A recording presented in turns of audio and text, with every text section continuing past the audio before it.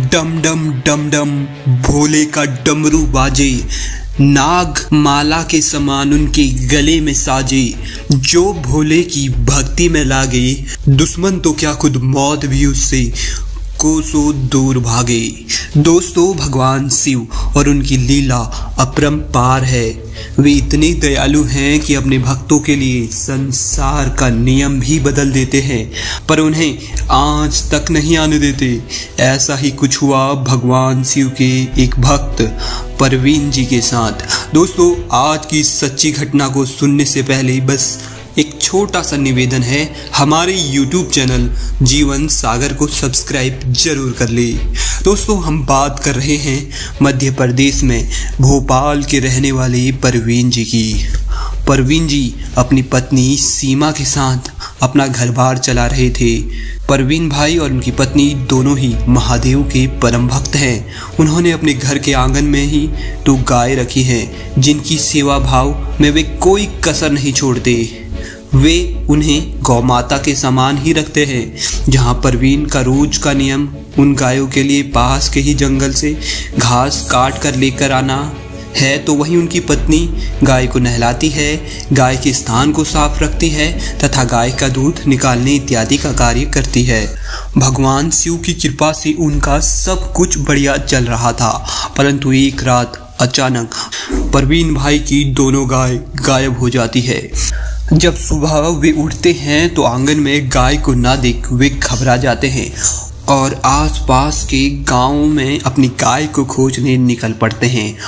पूरा दिन छान मारने के बाद शाम के समय जब वो एक गांव से गुजरे और एक व्यक्ति से अपनी गाय के बारे में उन्होंने पूछा, तो उस व्यक्ति ने बताया कि कोई 2-3 आदमी घोड़ा गाड़ी में गायों को ले जा रहे थे। इतना सुनते ही परवीन जी के पैरों से जमीन खिसक जाती है, मानो पहाड़ टूट गया हो। दुखी होकर वे उसी समय जमीन में गिर जाते हैं। वे समझ गए थे कि वे और कोई नहीं, वे कसाई ही थे जो उनकी गायों को चुरा ले गए थे। और अब उनके मन में बुरे बुरे ख्याल आने लगे, जिससे कि वे और भी ज़्यादा दुखी हो गए। परवीन भाई दुखी मन से घर गए और अपनी पत्नी सीमा को सारी बात बताकर जोर जोर से रोने लगे।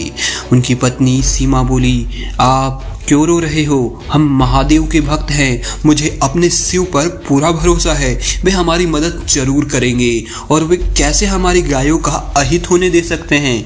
हम उन गायों के दूध को रोज सुबह महादेव शिव पर अर्पित किया करते थे और रोज महादेव का ध्यान करते हैं। तुम देखना, सब कुछ ठीक हो जाएगा और हमारी गाय वापस आ जाएगी।